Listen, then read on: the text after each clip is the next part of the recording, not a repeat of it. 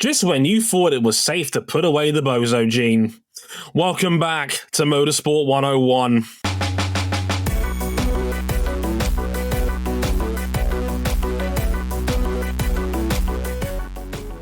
Oh, it had to happen one last time on the road, didn't it? Welcome to episode 554 of Motorsport 101. I'm your friendly neighborhood host, Dre Harris, and glad you could join us as ever. And welcome to the penultimate round of our MotoGP coverage this season, round number 19, technically 21, I suppose, of MotoGP's 2024 season. Technically, it was 22 races, but we're only going to end up with 20. Yes, 20, not 19. More on that in a minute. Some good news coming out of MotoGP for once, and the world in general, I suppose, in the biking sense, very shortly. But we'll be talking about MotoGP's Malaysian Grand Prix in this episode.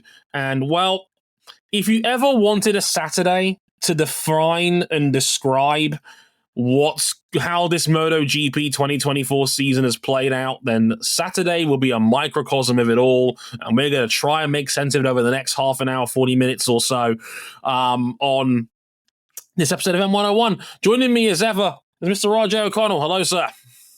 Hello. This is the second episode we're recording on Tuesday, Wednesday, November 6, 2024. We riffed a lot about the top, about Trump winning this election, who we are, who we've been. That has not changed in the few minutes since we've recorded this podcast. The good thing is, this double recording has done, a lot to, lift a lot of the immediate feeling of dread off my shoulders. I don't know when that's going to settle back into my body. As I think about just, there was a lot on the line, and for me and a lot of people that I care about, this was really, really tough to swallow. It's tough to swallow for people who have other priorities and things they care about. Again, but we can't fix all that on our own. What we can do, it's something that I learned at my old desk job when I was working at an undisclosed cell phone company that shall remain nameless that is pink. Don't focus on what you can't do. Try and focus on what we can do. We can't fix all this shit by ourselves. What we can do is offer a little bit of escape, talk about motorsport, how much we love it, how much we loathe it sometimes, and this is going to be part of that. Right on, Mr. O'Connell. And speaking of the community and bringing us together, joining us for what is his 300th appearance on Motorsport 101. Maybe one day I'll finally get that rent. It's Cameron Buckley. Hello, Cam. You'll get your rent when I get my t-shirt, a-hole. Fat. Still waiting for that Patreon. Will that t-shirt say satellite riders don't win championships? Actually, mine this weekend will just say nobody's perfect, and it's Porsche's championship count this year. Oh my gosh. Shout out to Only Endurance, who put together the recreation of the nobody's perfect Porsche for the 80s to reflect their IMSA and World Endurance Championship seasons across all categories. Top class, even got the Porsche Races North America seal of approval. Yeah, I actually got the Porsche Motorsport seal of approval. They reposted it today. That's some. That's cool. So, that's very cool. Between that and the fact that the LMP 2000 ran for the first time in 25 years, and it sounds even better than I'd hoped, this week is plus 15 Cromer. Minus 3 million Cromer. The Nutbuster 5000 in Cameron Buckley's case. We didn't even talk about NASCAR. I want a recording of that car so I can fall asleep to it every night. Just right after we get through all the recordings of all the NASCAR teams that were cheating. We don't have enough hard. Should we talk about it a little bit? We'll talk about it a little bit because this is actually quite a short set list for an episode, so I don't mind us spending a few minutes on this. The NASCAR elimination race for the Final Four that we all watched together as a family this past weekend, and basically seeing William Byron and Christopher Bell fighting for the final spot in the championship for Ryan Blaney punched his ticket by winning in Martinsville. Yeah. He got in automatically because the playoff rules, winning you're in, etc. There was a last lap overtake by Christopher Bell by riding the wall on the outside of Martinsville. Stop me if you've heard that one before. Yeah, that's the namesake of our Overtake of the Year award, the Golden Melon. But there is a key distinction is that NASCAR immediately said, that was awesome. You can never do that again because that's a safety violation. So after the race, they debated, and they decided Christopher Bell committed a safety violation. They moved him to the tail end of the longest line, and he does not go to the championship for. William Byron does. But there's a catch to it because multiple drivers, Ross Chastain and Austin Dillon in particular, had an opportunity to overtake William Byron so that Christopher Bell doesn't need to make that last second overtake to get in anyway. But they just kind of hung back. Well, you see, RJ, what they did is the little known sequel to NASCAR 06, Total Team Control, where you control other teams as long as they're for the same manufacturer. And, well, they ran 2x2 block behind Byron for like 30 laps and wouldn't let anyone else by. All the meanwhile, Bubba Wallace is talking about a potentially... They're always gonna say that this is his fucking fault, man. Every time. Is carrying a supposed flat tire, which never actually went down, but he ran on the outside of the track long enough and slow enough for Bell to kind of dive bomb him at the final corner, only to then hit the wall, and instead of making an honest attempt to get off of the wall, we get the fail melon instead of the hail melon. It's about 3/4 of the hail melon.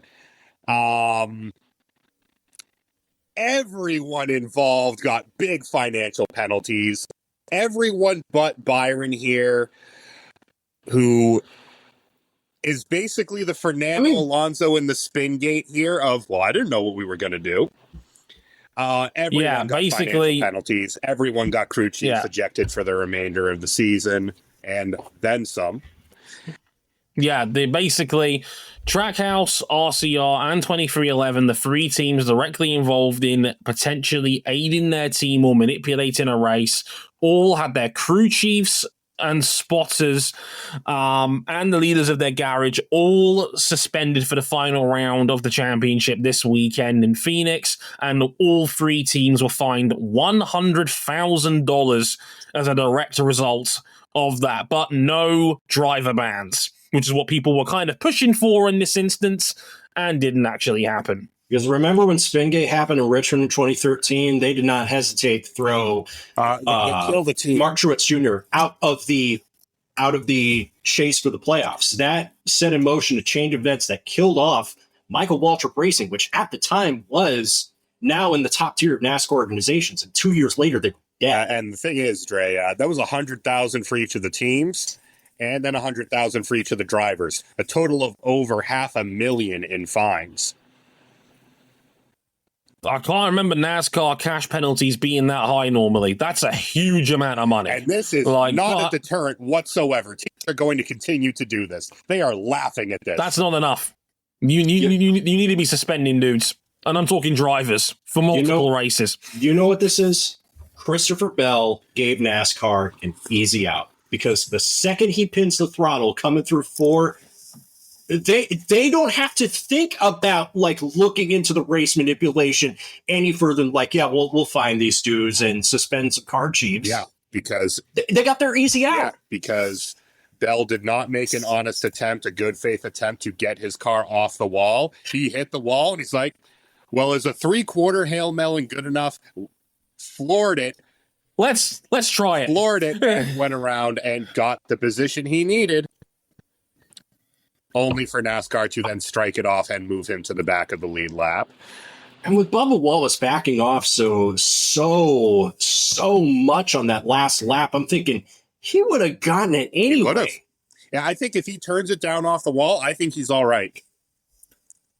Yeah. His mistake was fully committing to the bit when he shouldn't have done. He played to the whistle. He played to the whistle when he leapt into the guy when he was shooting the 3, and for once the foul got called on him. Flopping. So we're all in agreement that like Tyler Reddick's got to win this championship. Yes. Please God. Yes. Yeah, please God. We have your team just got bullied by Rick Hendrick. We've got blood, sweat, tears, Penske, and then we got fuck them kids. And your 3 team owners. I love it here. This is the worst. And once again, I ask, could you please get rid of the playoff system? No, because they're so far invested into it, they never will. With a Cyberdyne Systems Model 101, because that sounds like a bot talking. It must be a bot, apparently, because me having the common sense solution of saying too many variables and too much random shit in motorsport goes on to have a one and done, winning you're in style playoff system for it to be an effective way of determining who the best driver in NASCAR is. Well, once again, the 3 highest scorers on conventional scoring in this championship this year did not make the final 4, and Joey Logano's in the championship 4, who's 15th on regular season points this year. Dog, how crazy would it have been if he actually won that Richmond race? Well, we will never know because Austin Dillon committed not only Spygate, but double homicide. Everybody's blaming Bubba Wallace for this one. It's really Austin Dillon's fault. It's always Austin Dillon's fault.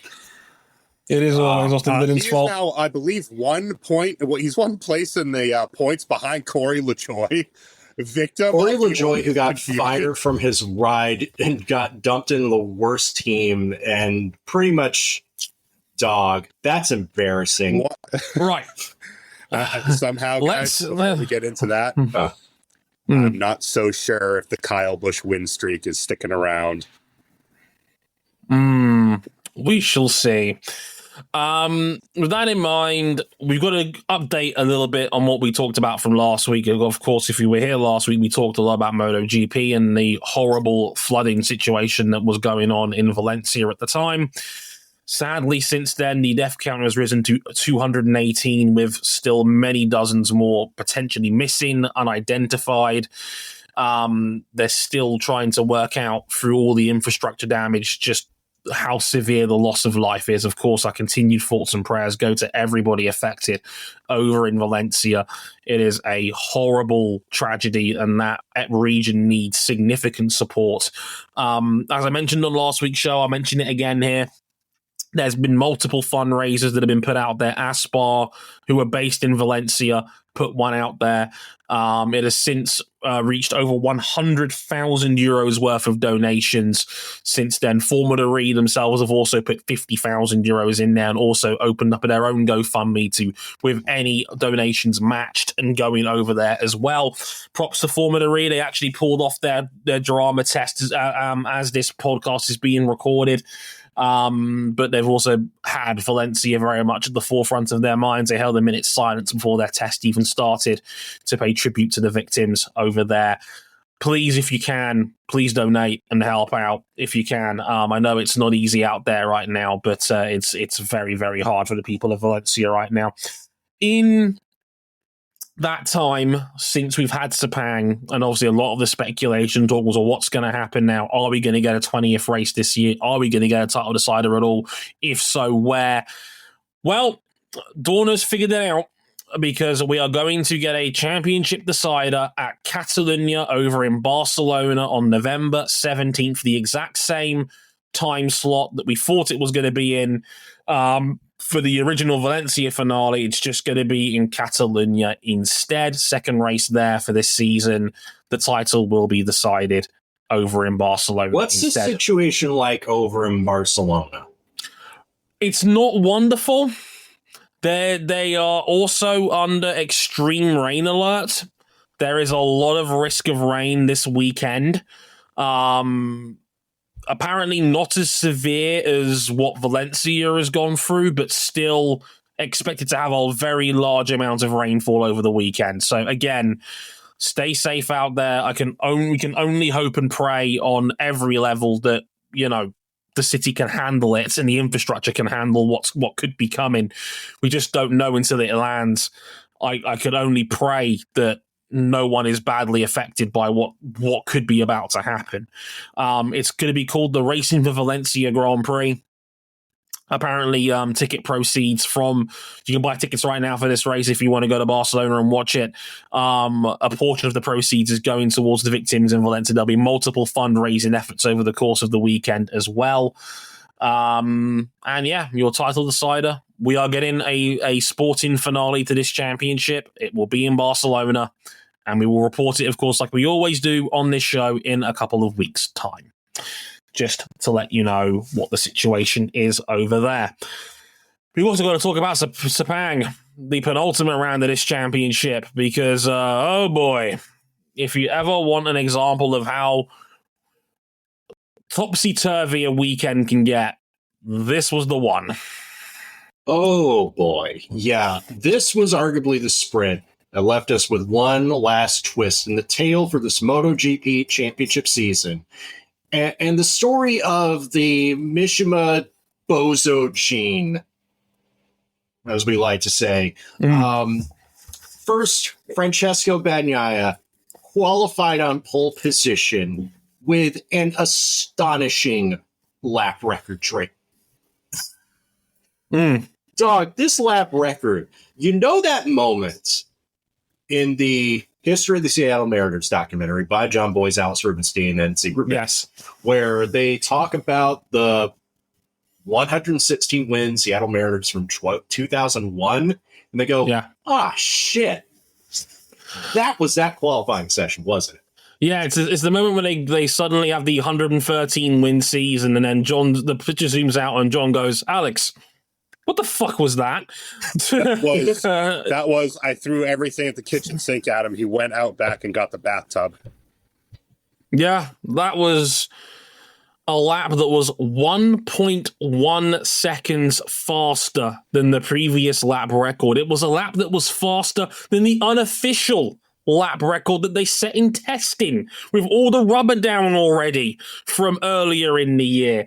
It was the fastest ever lap recorded at Sepang on two wheels. Period. You know, I hate these bikes, but that is a marvel of motorcycle engineering and riding talent. They push the two-wheel world forward. You know, it's funny. Martin sets that 156.5. And we're like, damn, he's half a second. That's over. He's half a second clear of everyone. We watched it. He was tying that bike into knots through the corners. He was all out. And then, thank you to Dorna. We stayed with Pecco through the whole lap. And it's fast. And it's getting faster. And then you get to Sector 3. He's a couple tenths up. You go, oh, shit. Mm-hmm. Oh, my. One of the best dry qualifying laps you'll see. Simply splendid. So, Dre, what did you do in the sprint? He crashes it at the end of lap 4. No! Francesco Bagnaia got beat to the whole shot by Jorge Martin. Again, 4 laps later, Bagnaia hits the bump at turn 9, and he crashes out. And Jorge Martin, that Saturday merchant, wins the sprint and pushes the title gap out to 29 points.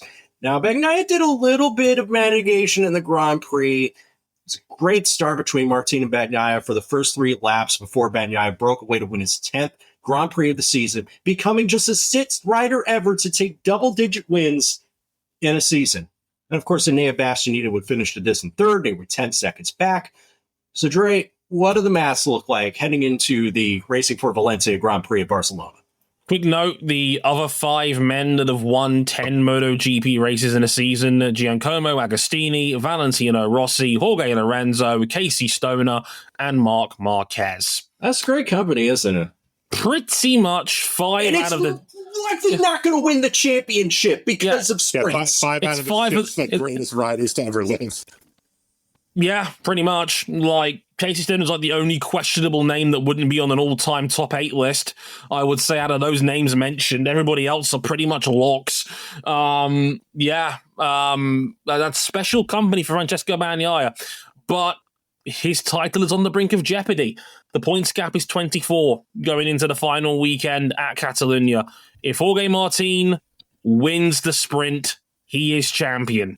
It is that simple. He's won 7 of them already this season. If he wins the sprint or outscores Pecco Bagnaia by just 2 points in the sprint, at some point, depending on how the positions shake up, outscoring Bagnaia by 2 would win him the World Championship on Saturday, basically. And, well, if you need a yardstick, Bagnaia did win, they did win the Grand Prix here at Barcelona last year. Martin was 4th in the sprint because he got a terrible start and never really recovered from it.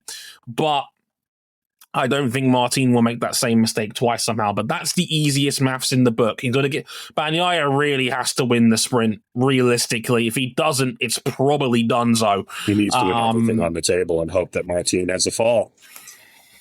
But we're back here again. Pecco Bagnaia, why are you the way that you are? Try too hard. The turn 9 judgment struck again. It's one of the nastiest corners in MotoGP. Turn 9 at Malaysia is an awful corner because it's a very hard braking zone. You come in there about 160 miles an hour.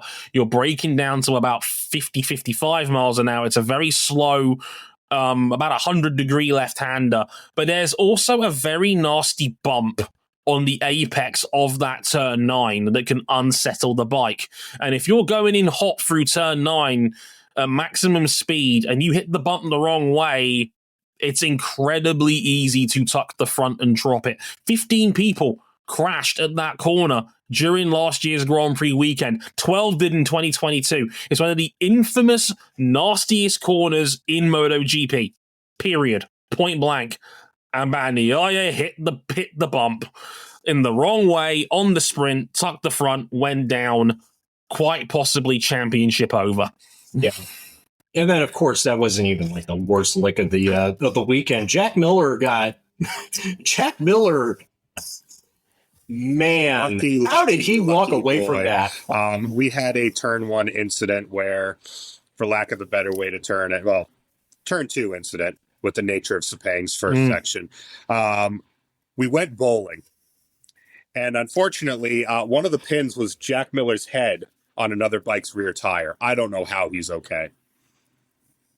It was a horrible crash to watch in real time. It was because, of course, Dorna has no sensitivity and still haven't learned from Pecco Bagnaia last year. It's all right. All riders are conscious. So that means it's okay to show this replay, even though we had no idea what Jack Miller's actual condition was. I'd like to point out that Jules Bianchi was deemed conscious when he, Anyway, we actually saw the replay, and it is a terrifying. It's a pure racing incident, unfortunately. It's just 3 into 1 doesn't go into the apex of turn 2. Fabio Quartararo catches the side of Brad Binder's bike. It rips the fairing fully off Binder's motorcycle.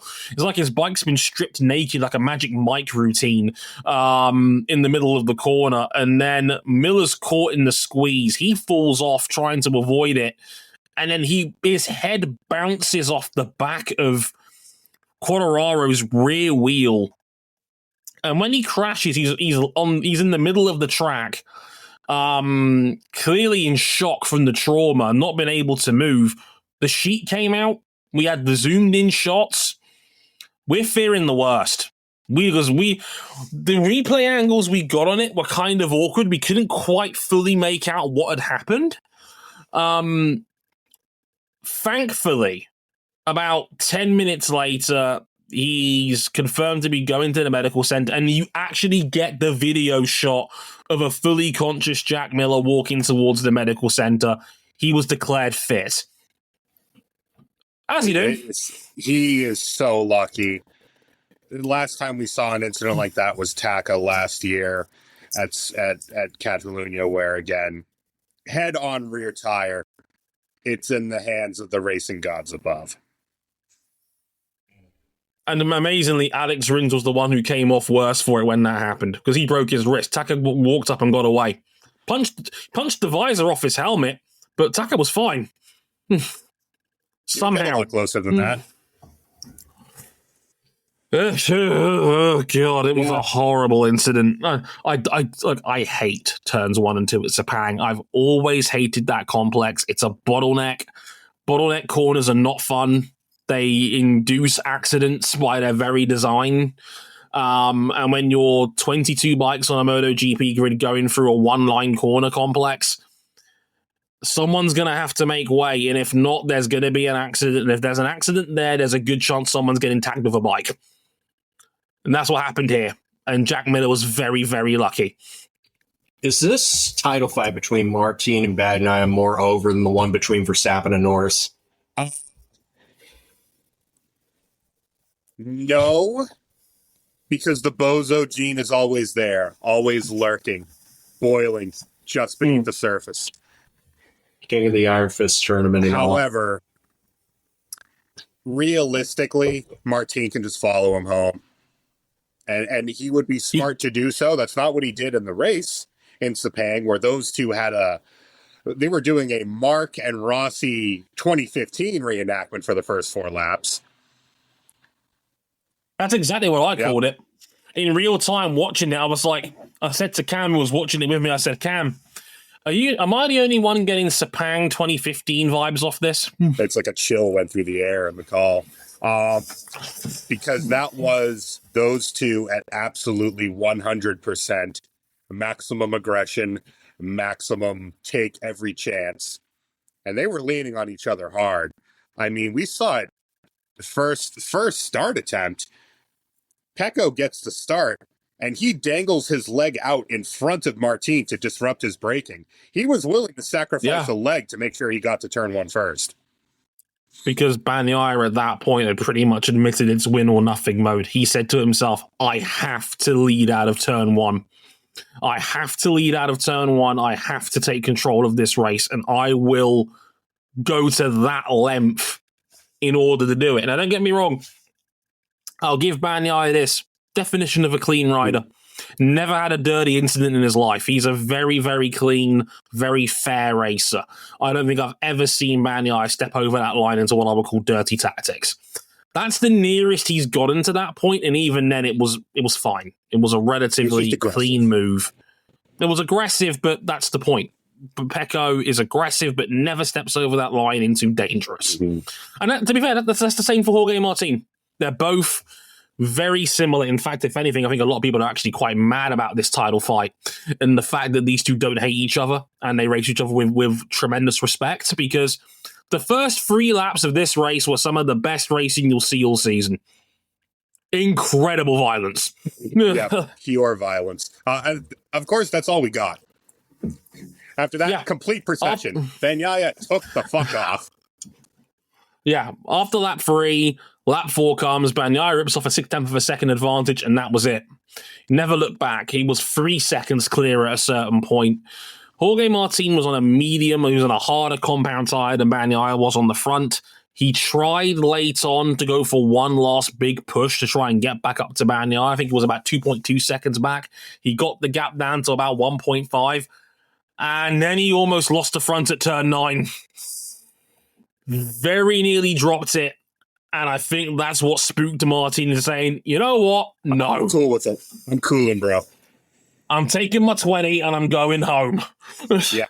Right decision, Jorge. Right decision. Yeah, we were about to get a double bozo swing in the same weekend, but he stopped it, and, I mean, if he's smart, it's done, right?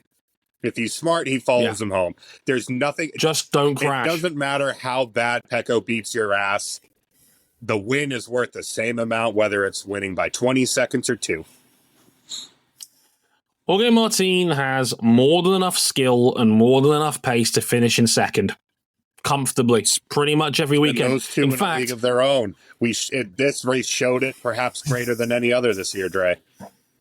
Yeah. Jorge Martin has finished in second 16 times this season between Grand Prix and the sprint. He's very he likes silver. There's nothing wrong with silver. It's a good medal. Looks nice around looks nice around the neck. Trust me, I'd know. So there's nothing wrong with Silva. It can win you championships, and it has likely done that for Martin this year. He's raised his floor to the point where he's forced Bagnaia into making mistakes on Saturdays, and that, in my opinion, is likely where this championship would have been won. Because if you look at the scoreboard, Francesco Bagnaia is 48 points worse than Martin this season on Saturday. Actually third in the sprint running now with that crash. Marc Marquez has now scored more points in sprints this year than Bagnaia has. And Marquez's sprints have not been great this year. They've been extreme. They're either the most amazing thing you've ever seen or a complete catastrophe. Yeah. Very much so. Like his Sunday race where it was really, really good until it wasn't. Death taxes, Ducati tucks the front.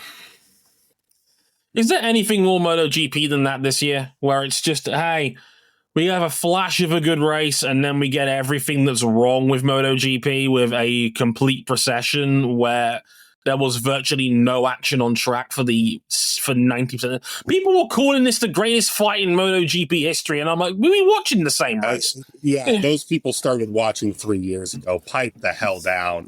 The only action we seem to get for the remainder of this race was ... Johan Zarco doing... Zarco trying and Pedro Acosta trying to get past Alex Marquez. Yeah. Fighting with Bez as well. Not a great weekend for the GP23s after the sprint. Going to be real with him. Nope. Not great. And Marquez was running a comfortable third and he tucked the front at the final corner and crashed. Another quite bad crash spot at Sepang is the final corner. Very easy to tuck the front there as well. Bastianini did it in the sprint. Marquez did it in the Grand Prix. Unfortunate. But yeah, that's Sepang. It doesn't produce great racing, unfortunately. It produces very spaced out, very methodical kind of racing, but not necessarily back and forth encounters. That first 3-lap skirmish, shall we say, was about as good as it got, unfortunately. The rest of the race was a complete watch it on YouTube procession, essentially. You didn't miss anything really on that one. David Alonso's pretty good, huh? Yeah. David Alonso is still him. David Alonso is still him. It was a very subdued celebration this weekend for obvious, understandable reasons. As I mentioned before, the Aspar team are based in Valencia, so it was kind of a somber race weekend for them because obviously still very emotionally, very, very much on edge. David Alonso has won 13 Moto3 races this season. Pretty good. 13. 13 out of 19. Pretty good. That's fucking insane. He's now got 2 more wins than anyone has ever scored in a lightweight class world championship season by 2. It's 6 on the bounce as well. Yeah, it is 6 in a row. Again, the last time somebody got 6 in a row in the lightweight class was Valentino Rossi in 1997.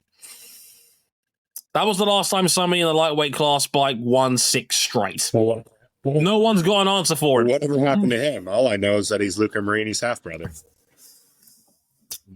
Pretty good at bikes. Pretty good, turns out. You know, Kicked a guy that one that was time. pretty fun. Yeah, get the guy one time right in the side pod. Basically, you know, an emotional weekend. David Alonso also gave his win bonus in full to the victims of Valencia, which was a very nice and classy touch of him, as did Jorge Martin when he won the sprint, which was, again, very cool. Very nice. Good weekend for Aspar and John. They also got Izan Guevara on the Moto2 podium as well. Remember him? Remember when he won a Moto3 world title? No. Yeah. Yeah, I did too.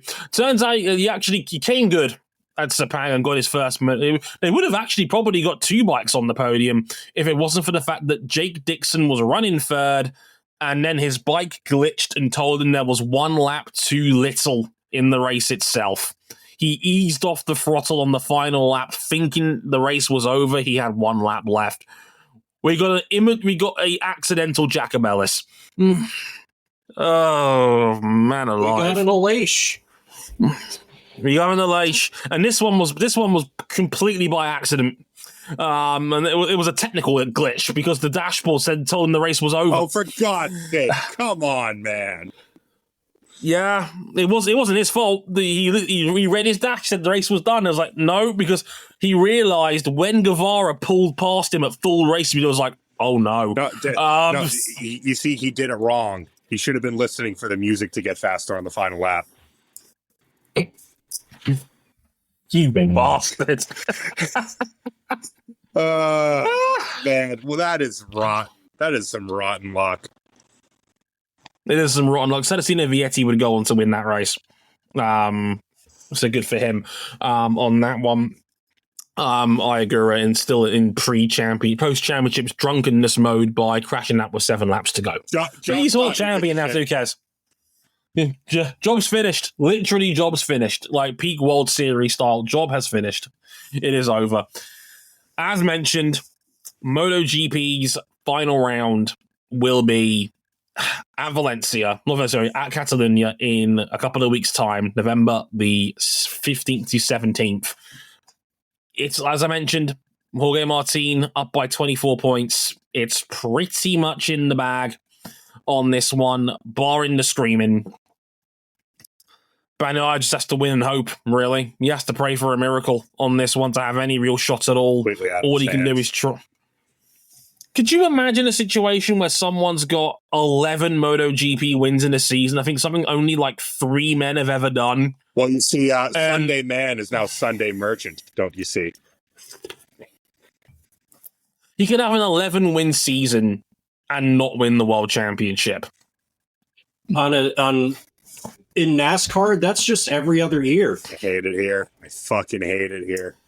Oh, I'm disgusted. Me too. I hate it here. It's awful. It's terrible. But hey, you play the format, not the man. And the Saturdays is where it's gone away for him, and that's really unfortunate. But that's how this goes sometimes, unfortunately. And yeah, people are saying this is an all-time great season from Bagnaia, to which I say to you, congratulations to the 2016 Golden State Warriors. Don't mean a thing without a ring. It's great that you won 73 games. Too bad you lost. So, was that sprint when LeBron blocking Iguodala? Yeah. Blocked by James! Etc.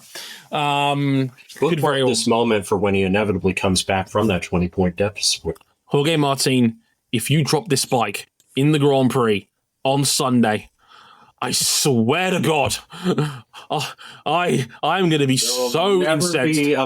There will never be another opportunity to bring the number one over to a pro. In fact, here's what I'll do. If Jorge Martin blows this championship, I will buy the Races t-shirt they've just put out on their merchandise store that says satellite teams can't win championships. Oh baby, we got a Motorsport 101 guarantee. I will wear that shirt on this show. I'd be insulted if you didn't. You have a bet? You've heard it here first. You know me. I'm guarantee. It's a Charles Barkley, Dre Harrison guarantee. Martin, if you blow this, I swear to God, I will find you. On one hand, if he blows this, I'm out another bet on the year. On the other hand... What did you wager out of this, Cameron Buckley? At the start of the season, I said Mark would win the title. Third's all right. This is how it feels to be the bronze medal. Everyone I know and love is dead. And to be fair, I backed Bagnaia for the three-peat, so I'm probably out of this one too. Lose. On one hand, I would lose this. On the other hand, it would be so fucking funny. We are going to be Homer Simpson and Ned Flanders both mowing each other's lawns in dresses. That's what's going to happen here. How about you heard it here first. How about a donation to each other's charity of choice if we both catch the L? Okay, I'll do that. Yeah, you're on. There we go. We're both catching the L for a good cause. I would say 25 of your favorite currency, but you've taken a bit of a blow today for obvious reasons. Get ready to learn inflation, buddy. Indeed. I thought the inflation was supposed to stop and our groceries were supposed to be 20% cheaper. Bookmark this in case it doesn't happen. It's likely not to happen. We're Motorsport 101 at motorsport101.com and many other fine and not so fine social media platforms. Many of them are not so fun. Let's be real. But you got us on our website. That's where we write stuff. That's where you find all the podcast episodes.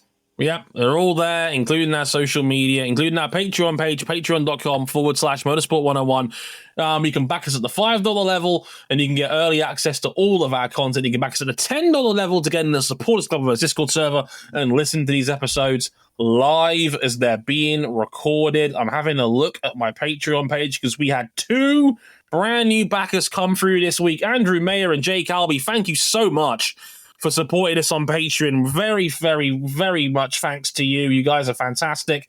Welcome aboard. Glad you could join us. Thank you so much for continuing to support the show.